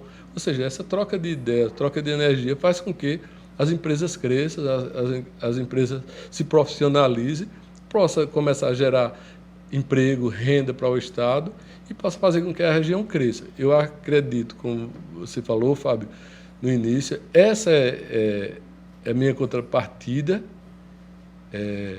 de estar contribuindo como o seu Noronha fez com a gente, porque Legal. eu não posso... Fechando o ciclo, né? Eu não posso fazer Mas isso, né? também é importante você falar do teu projeto social, né? Tem um projeto social muito bonito. Fala sim. aí um Tem pouquinho. alguns, eu acho que não só tem um, né? Tem vários, né? A gente tem vários, mas a gente tem, desde o início, a gente tem muitos projetos legais, sabe? Mas eu tenho um que a gente é muito grande, que é a cidade de Manari e Inajá, no sertão do Moxotó, onde foi, se você colocar o menor IDH de 2002, se não me engano, 2002 ou 2012, é o menor IDH do Brasil, Manari e Inajá. É o local mais pobre do país. A cidade de quantos mil habitantes? Ela é bem pequena, eu acredito que tem 10 mil habitantes, mas a zona rural de Manari e Inajá, a gente vai... O que foi que aconteceu? Teve Sertão, né? Sertão do Moxotó. Sem infraestrutura, sem... Arco Verde, para lá deve dar mais uns 100 e poucos quilômetros. Para quem não conhece, a gente está falando daqui da capital Recife para dentro, o quê? 500 quilômetros? 400 e poucos quilômetros, perto de Buíque, ali naquela região. Ou seja, é uma região muito pobre e a região mais pobre do país. Já foi, hoje não é mais. Se colocar aí no Google o menor IDH do país, não vai dar mais ela, mas de 12 anos a 10 anos atrás era Manari e Inajá. O que aconteceu? Tem um casal de pastores, que é Ronaldo e Joana, que eles são do Sul, eram empresários, e eles contam um pouco dessa história, que eles estavam vendo o lugar mais pobre do país, e numa das reportagens, a mulher que estava sendo entrevistada, com a criança no colo e tal, e ela estava esquelética e tal, e depois da reportagem, a repórter disse, essa reportagem foi ontem, a mulher morreu hoje de fome. E aí essa reportagem eles viram lá do Rio Grande do Sul, eles estavam morando lá, deixaram tudo e disseram, eu vou para essa cidade, vou morar lá. Caramba. E eles começaram foram para Santa Cruz do Caparibe, a gente conheceu eles foram até no Faustão e tal. E aí começaram a gente... Marta conheceu eles e ele tem um projeto de um ônibus, a gente ajudou o ônibus, que eles fazem, ela tem...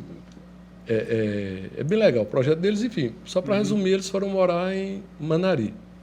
Tem uma casa lá, eles estão morando lá hoje. Não sei se vocês... Amigos do Bem, não sei se vocês já ouviram falar de Amigos do Bem. Claro. O Amigos do Bem, eles vão para uma área como se fosse para uma área e estão fazendo um trabalho legal, só que essa área da gente é numa área de acesso mais terrível ainda, sabe? A gente está no osso mesmo. Uhum. E aí a gente conheceu Joana, Dark e Ronaldo, e eles falaram disso, a gente visitou lá, e é um local extremamente pobre, e a gente começou a cavar poços artesianos. Quando a gente cavava 80 metros, estava dando água mineral. Se você ver, quando a gente chegou lá, eu tenho foto de um barreirinho de água barrenta, e as pessoas bebendo daquela água. E a gente fez um estudo lá e cava poço artesiano da água mineral. Eu ligo o poço, bebo na mesma hora e dá água mineral. E a gente começou a cavar poço, aí tinha um problema. Eu cavo o poço aqui, a água está aqui, mas quem mora a 5 quilômetros? Aí tem que pegar um jumentinho, trazer aqui, para pegar essa água, levar para lá. E a gente começou a ter parceiros, e ele disse, eu vou dar 2 quilômetros de cano. Começou a fazer isso. Aí eu disse, não, agora vamos fazer o seguinte, o poço está aqui, vamos abrir outro lá naquela ponta. Aí começou a aparecer terras muito baratas. Eu comprei assim, tipo, 500 hectares de terra lá, e eu comprei, deixei lá, o pastor comprou alguma parte e disse, aqui vai ser uma cidade no futuro. Legal. E aí o pastor tem muita amizade lá no sul, eu tenho aqui, a gente vai, ajuda aqui, cava um poço, já tem 6 poços artesianos lá, a gente constrói uma casa, constrói outra, tem uma mini farmácia, tudo gratuito, com a criançada, fazendo trabalho trabalhos legais. Tem alguma economia na cidade, Arnaldo? Eles vivem de quê? É agricultura mesmo, sabe? É interessante que a gente fez. A gente tem as terras lá, tem água e terra. Só que é o seguinte, vê como é complexo. A gente pediu para a comunidade, disse, olha, para os homens, vocês vão plantar e tudo que vocês recolher é de vocês. A gente não quer nada, a gente vai dar subsídio, a gente vai dar água, a gente vai dar a terra e vai dar informação de onde a gente vai vender. E eles começaram a plantar e com a experiência do pastor e a ajuda de agrônomos que teve lá e tal, faz assim, assim, assim, agou essa hora, e vai ser essa hora que vai ser a colheita e tal. Mas aí existiu algumas sacanagens no meio de quem compra o produto. A gente tirou 2 caminhões de melancia para eles, aí o pessoal chega, é terrível o acesso, chega com o caminhão. Quando vê a melancia é muito boa. Diz, a melancia, ela, que era R$4 o quilo, eu vou te pagar R$1,50 porque ela não presta. Tudo migué dos caras, porque... E se você não vender aquela hora, você não pode vender daqui a 3 dias, porque a melancia não presta mais. Você tem que vender. Ou seja, são coisas assim que a gente está tentando... E a gente já tirou vários caminhões de melancia. Enfim, hoje a população ela não está... Mas como era antes, depois de 10 anos que a gente está lá. Tem 10 anos esse projeto? Já tem uns 10 anos. Ronaldo e Joana Dark moram lá, estão transformando realmente, construíram igrejas, construíram coisas lá. E assim, é um projeto bem legal, muito legal, que assim, sou apaixonado pelas crianças de lá, são muito carinhosas. Mas assim, um povo meio que índio mesmo, sabe? Já tive a oportunidade. Um projeto muito bonito. A gente já teve a oportunidade de trazer as crianças de lá, um ônibus de criança, para ver o mar pela primeira vez. Olha que legal, deve ter sido uma farra, hein? Rapaz, a gente estava ali perto depois de Tamandaré, eu esqueci, uma daquelas praias de Alagoas. E eu lembro que Joana que estava organizando, cada um adulto vai ficar com 5 crianças para a gente atravessar a pista aqui. Ao invés de pegar essas crianças, segura os carros lá para a gente atravessar. Tinha umas 30 crianças. Enfim, sei que eu botei uma criança na cacunda aí. Na cacunda aqui, eu fui segurando nela, né? E quando foi chegando perto do mar, o coração da criança começou a bater mais. Você sentiu. E aí foi uma emoção da porra. Imagina, cara, né? Deve ter sido incrível. E aí eu imagino que no momento desse você olha para trás e vê toda a sua vida passando, e né? Se vê, né? Arnaldo? Se vê. E aí foi muito legal sentir a batida do coração, essa coisa toda, e se emocionar. E eu poderia estar em São Paulo. Pois mas não, né? Tá aí a explicação de por que você não foi para São Paulo. Que legal, sim. Parabéns, é um projeto lindo, parabéns. Vamos voltar para a Rota do Mar, só para entender aqui. E o futuro? E agora? O que vem? Você já construiu coisa para caramba, mas você ainda é um cara novo, com muita energia, imagino que tenha muitos planos ainda, né? Quando a gente fala de futuro para a Rota do Mar, a gente está falando do quê? O que a gente pode esperar? Antes de falar de futuro, eu gostaria de frisar o ensinamento de tudo isso, né? Claro. Para os jovens que estejam nos escutando.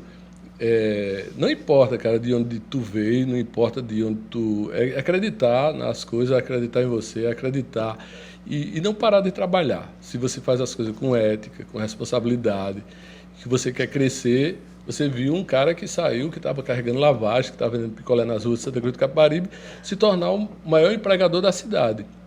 Eu diria que pode ter certeza, eu falei no nome de vários empreendedores da cidade, mas hoje a gente se transformou não no mais rico, mas eu diria que num dos grandes respeitados na cidade. Legal.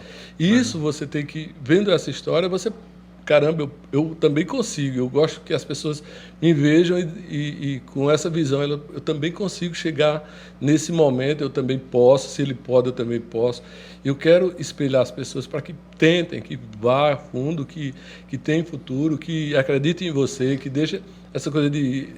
achar que o pessoal do interior não tem valor, que o nordestino não tem valor, é tudo baboseira, você só depende de você mesmo. Quando escuta as coisas, escuta, esquece, passa, mas acredita em você, mesmo sendo de onde quer que você venha, de família, se é preto, se é pobre, se é... que se dane tudo isso aí. Eu quero saber o que é que eu vou ser. E o que eu vou ser, quem vai dizer sou eu mesmo, não é ninguém. Ninguém vai dizer o que é que eu sou, o que é que eu vou fazer. Quem vai dizer sou eu mesmo. Se a gente escutar as pessoas, a gente vai só escutar e vai travar e não vai fazer nada. Com essa mensagem, Show. A gente espera que as pessoas compreendam que a gente saiu de Santa Cruz do Capibaribe como um empregador. Brejo da Madre Deus, ninguém nunca empregou tanta gente no Brejo da Madre Deus como a gente. E não é só empregar, é respeitar as pessoas, é valorizar as pessoas. Quando a gente fala que a gente pegou o GPTW, melhor empresa para se trabalhar, a gente aqui no estado foi segundo colocado, foi para nacional foi 13º e na América Latina foi 20º colocado. O GPTW foi receber prêmio nos Estados Unidos e você levantar a bandeira do Brasil, vendo essa coisa aqui, assim, é de valorização, claro, é de acreditar as pessoas. Claro. A bandeira do Brasil, a bandeira do Nordeste, a bandeira do Agreste, né? Pernambucano. Isso é muito bom, você dizer, poxa, onde eu cheguei? Saí daqui, uma empresa assim, tu foi o melhor da América Latina, foi o 20º da América Latina, pô. E onde a gente chegou, ou seja, eu gosto de contar a história para que as pessoas acreditem nelas. Não tenha dúvida que elas podem chegar muito longe, é só acreditar, é só trabalhar, é só ser ético e compreender que existe uma razão, mas que essa razão quem vai dar é você. Falando no caminho da Rota do Mar e do Grupo Rota do Mar, eu posso chamar assim, que hoje não é mais só uma marca, mas é um grupo. A gente está muito esperançoso, eu diria que a gente vai crescer muito ainda. A gente está hoje com essas marcas, as marcas tem marcas com 5 meses aí, mas a gente acredita que vai crescer muito. A gente já está vendo a minha filha Isabel, que já está junto comigo e com Marta também, e a gente está desenvolvendo. Eu estou acreditando muito que vou trabalhar junto com elas por muito tempo, mas vai chegar um momento que eu e Marta vai descansar um pouco, a gente vai ter... Eu diria que eu estou com 55, daqui a mais 15 anos eu vou estar com 70, né? 70 anos e a gente vai encostar um pouco e vai viajar o mundo e vai crescer e vai deixar as filhas tomando conta do negócio. Isso é muito bom, mas eu diria que a gente vai chegar muito longe, a gente tem muito chão a crescer ainda. Esse polo do Agreste, ele ainda é desconhecido, ninguém conhece ainda. Ele tem muito a crescer. Ele ainda, acho que a Helena cresce muito, né? Você olha para, dificilmente ele vai diminuir de tamanho, né? Ele tende a crescer muito mais ainda. Sim, é verdade. Assim, a gente é apaixonado por aquele lugar porque ele é um lugar de oportunidades. Tem muita gente ali ganhando dinheiro, tem muita gente que vai ganhar dinheiro, que vai criar marcas grandes, que vai empregar, que vai levar roupa para o Brasil inteiro. Tem roupas aqui em shopping hoje, você nem acredita, que está sendo feita lá. Muita roupa aqui de marcas importantes que está sendo feito lá, com muita maestria, com muita qualidade, com muita razão de fazer aquilo ali. Isso é muito bom. E a gente acredita muito naquela região e, junto com a região, pode ter certeza, a Rota do Mar vai crescer muito. A gente tem expandido muito, a gente está no momento, a gente está crescendo muito a parte comercial, a parte de vendas digitais, a parte de vendas presenciais e a parte de representantes comerciais. Isso a gente vai crescer bastante e tende a melhorar muito a região do Polo do Agreste de Pernambuco. Que bacana. Que show. Arnaldo, cara, antes de mais nada, parabéns pela incrível Obrigado. História de vida, né? Um cara que com 7 anos passou fome, foi pra rua vender cocada para ajudar em casa, passava na casa dos vizinhos para pegar lavagem, ganhou dinheiro, quebrou, começou de novo, quebrou, começou de novo. Hoje tem um baita negócio, emprega 400 pessoas, então acho que de tudo que você construiu, eu imagino que uma das coisas mais bacanas deve ser o orgulho que as suas filhas têm de você. Eu imagino que as suas filhas devem ter um orgulho imenso da sua história. Um cara super humano, super humilde, que tem a preocupação de devolver não só para a sua região, mas para a sociedade aquilo que te faltou na tua infância, né? Todas essas histórias que você contou, o projeto em Manari, as crianças que você ajuda. Então, Pô, parabéns pela tua história de vida, muito mais do que da Rota do Mar. Acho que a tua história de vida é linda e com certeza vai inspirar, já inspira e vai continuar inspirando muita gente a correr atrás do seu, a seguir o caminho correto, a seguir o caminho do empreendedorismo, que é um caminho lindo, bonito, desafiador, duro, difícil pra caramba, mas duro. Então, parabéns pela tua história, por tudo. Obrigado aí por participar, por dividir aqui com a gente. Obrigado, Fábio. Mas assim, quando você fala orgulho das minhas filhas, assim, é muito bom. A gente chegou onde chegou porque a gente tem uma família unida, junto com Marta, a gente tem formado uma família unida e estruturada, e a gente tem orgulho de cada uma das filhas, tem orgulho de Marta, e a gente está sempre unido. Não é à toa que a gente está 40 anos vivendo junto. Hoje os casais, infelizmente, eles não aguentam nem 5 anos, já estão se separando. Hoje o casamento tem prazo de validade. E a gente pretendo assim, estar com todas elas. Eu sei que é bem estranho estar sempre no meio de 4 mulheres. Assim, você sempre perde a razão com uma só, imagina com 4. Vamos lembrar que são 4 TPM por mês, né, que você enfrenta. Verdade. Aí você imagina, isso vão criando casca também, né? E assim, a gente está orgulhoso, está feliz. O mais importante é feliz e estar fazendo as pessoas serem felizes também. Eu acho que essas pedras no caminho vai deixando a gente com casca, vai deixando a gente criando coisas. E é legal estar passando isso para a turma e contando as histórias, se emocionando, rindo e aprendendo. Quando a gente fala, eu acho que a gente aprende mais e mais e mais. Eu era uma pessoa totalmente travada para falar, tímido, de todo o que você pode imaginar. Hoje eu já estou mais desenrolado, já estou menos gago. Já foi gago, Ou seja, isso é importante. Eu acho que é importante a gente aqui está sempre aprendendo. Rapaz, para um gago você já fala muito. Né? Obrigado. Ô, Arnaldo, mas assim, eu já tinha escutado a tua história, mas ouvir a história contada pelo autor, ela é extremamente emocionante. Parabéns para você, para Marta. Acho que uma puta história de vida. O que você falou aí de construir.